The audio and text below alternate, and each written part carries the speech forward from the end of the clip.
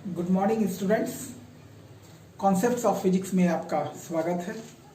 आज 21 अप्रैल है और आज का हमारा टॉपिक है electric dipole in uniform electric field. इसमें हम ये देखेंगे कि एक इलेक्ट्रिक डाइपोल अगर किसी इलेक्ट्रिक फील्ड में उसको रखा जाए तो उस पर क्या फोर्स लगता है या क्या उस पर एक्शन होता है। देखिए, पहले फिगर से समझें। मान लीजिए ये पूरा स्पेस, यहाँ इलेक्ट्रिक फील्ड का डायरेक्शन लेफ्ट टू राइट है। ये रहा इलेक्ट्रिक फील्ड का, मान लीजिए डायरेक्शन यूनिफॉर्म इलेक्ट्रिक फील्ड है। अगर हम लोग बनाए यूनिफॉर्म इलेक्ट्रिक फील्ड को, तो यूनिफॉर्म इलेक्ट्रिक फील्ड को parallel electric lines of force से ड्रॉ करते हैं। ये parallel electric lines of force ये बताता है कि यूनिफॉर्म इलेक्ट्रिक फील्ड, जरा समझिएगा। और अगर ऐसा electric field, electric lines of force ऐसा बना दिया जाए तो आप क्या देख रहे हैं कि जैसे जैसे हम लोग लेफ्ट टू राइट बढ़ रहे हैं तो इलेक्ट्रिक लाइंस ऑफ फोर्स के बीच में गैपिंग बढ़ता जा रहा है। यानी कि जैसे जैसे लेफ्ट से राइट हम लोग जा रहे हैं, इलेक्ट्रिक फील्ड की वैल्यू भी घटती जा रही है और राइट टू लेफ्ट आ रहे हैं तो बढ़ती जा रही है। और इस केस में parallel electric lines of force है, यानी यह बताता है कि इलेक्ट्रिक फील्ड हर जगह यूनिफॉर्म है। तो यहां देखिए, तो ये यूनिफॉर्म इलेक्ट्रिक फील्ड मान लीजिए पूरे स्पेस में है और इलेक्ट्रिक फील्ड का direction from left to right. मैं एक ही लाइन बना रहा हूं ताकि ज्यादा आपको ये क्लियर रहे, देखने में क्लियर हो। तो यूनिफॉर्म इलेक्ट्रिक फील्ड है।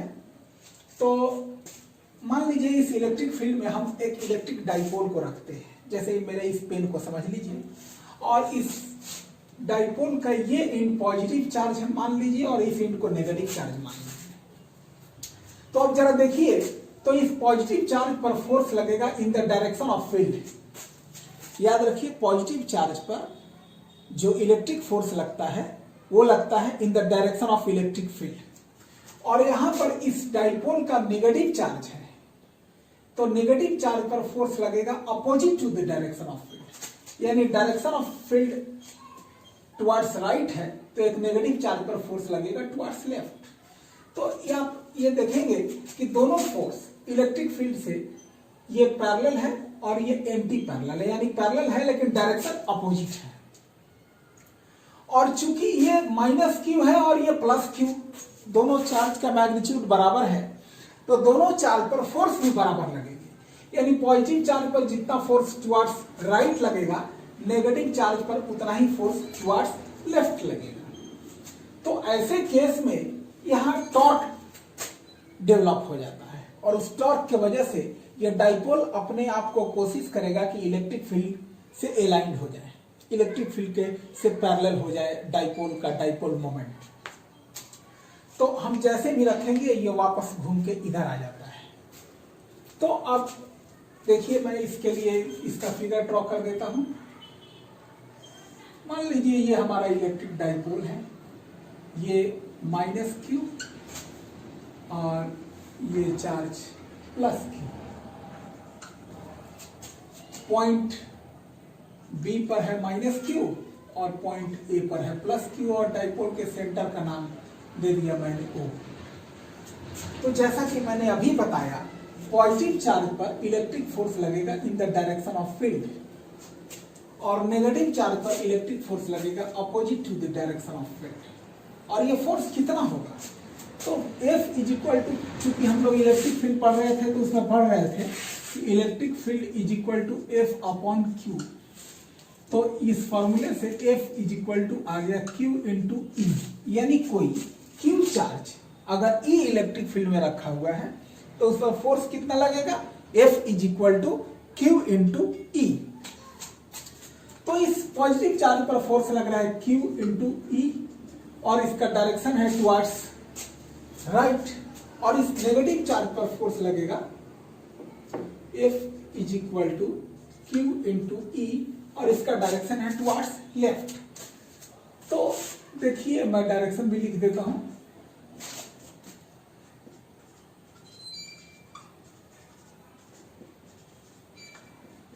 टुवर्ड्स राइट यानी in the direction of field, और ये है टुवर्ड्स लेफ्ट यानी opposite to the direction of field. तो यहां समझ लीजिए कि ये दोनों फोर्स इक्वल एंड अपोजिट हैं, यानी इस डाइपोल का जो सेंटर ऑफ मास होगा उसका नेट डिस्प्लेसमेंट नहीं होगा, सेंटर ऑफ मास यही रहेगा, क्योंकि इस डाइपोल पर टोटल फोर्स लगने वाला 0 हो जाता है। जितना फोर्स टुवर्ड्स राइट उतना ही फोर्स टुवर्ड्स लेफ्ट। ये जस्ट अपने ही जगह पर टॉर्क पैदा हो जाने की वजह से रोटेट कर जाएगा। अब देखिए हम लोग क्या लिखेंगे कि force on charge plus q, force on charge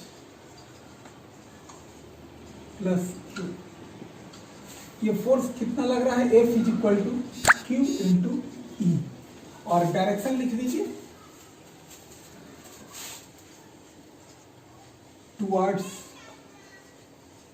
right, towards right लिखिए या इन द डायरेक्शन ऑफ फील्ड लिखिए, और अब इसके बाद लिखेंगे फोर्स ऑन चार्ज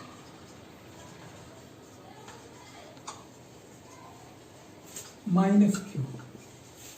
अब ये फोर्स हो गया F इक्वल टू ये भी क्यू इंटू ई, क्योंकि इस चार्ज का भी वैल्यू क्यू है और यह भी ई इलेक्ट्रिक फील्ड में ही है, लेकिन डायरेक्शन है टुवर्ड्स लेफ्ट।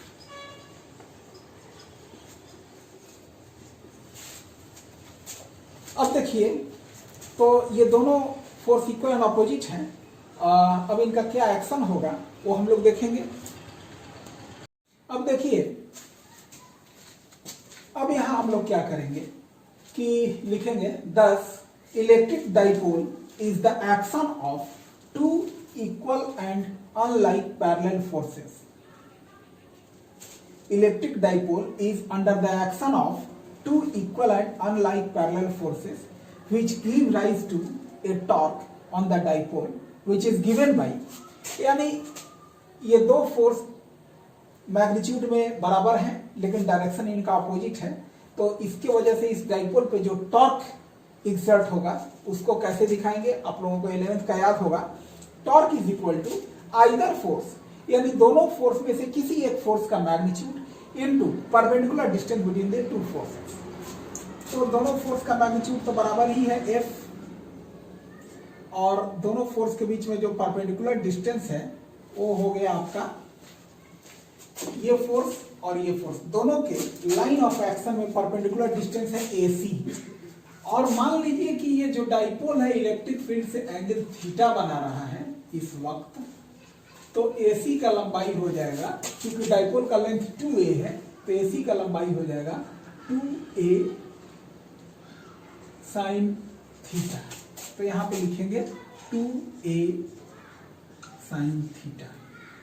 आगे देखें फोर्स कितना है, तो F is equal to Q into E, Q into E 2a sine theta. यहां आपको यह भी पता है कि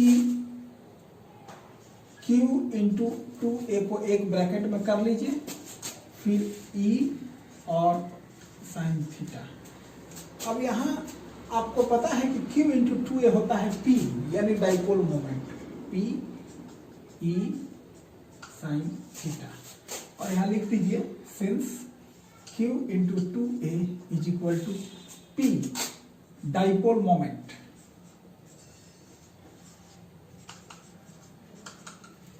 dipole moment.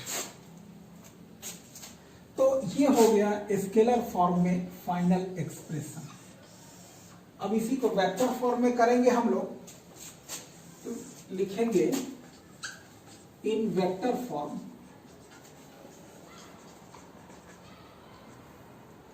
Tau is equal to, आपको मालूम है कि A क्रॉस B होता है AB साइन थीटा, यानी P E साइन थीटा है, तो ये निश्चित रूप से हो जाना चाहिए वेक्टर फॉर्म में P क्रॉस E।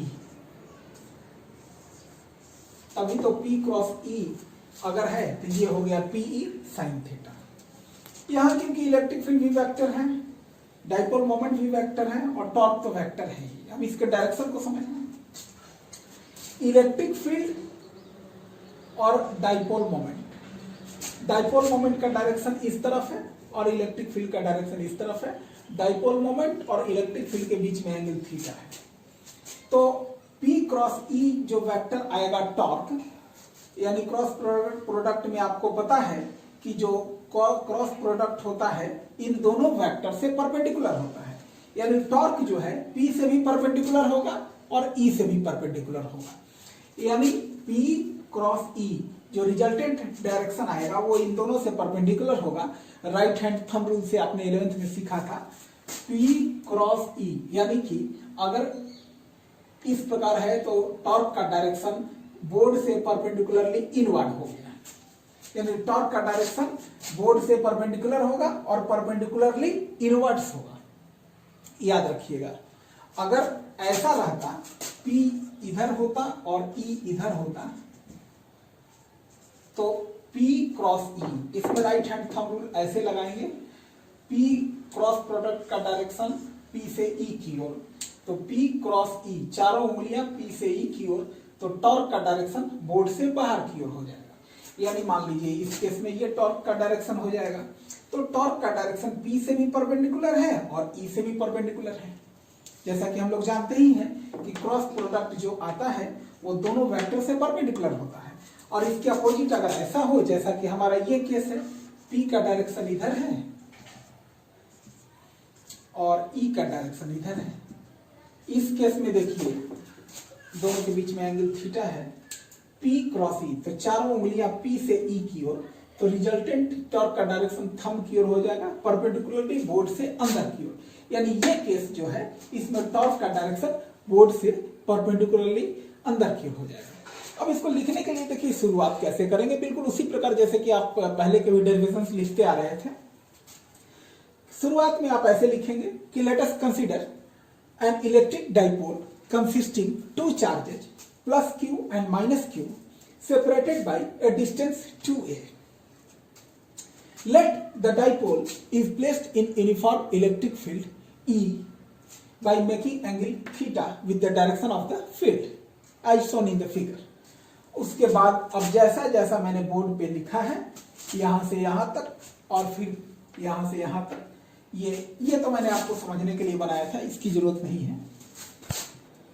अब यहां तक आपका डेरिवेशन एंड हो गया। तो बिल्कुल आसान है ये और इंपॉर्टेंट भी है, ध्यानपूर्वक देखेंगे, बार बार देखेंगे, आपको पूरी तरह से समझ में आ जाएगा। धन्यवाद।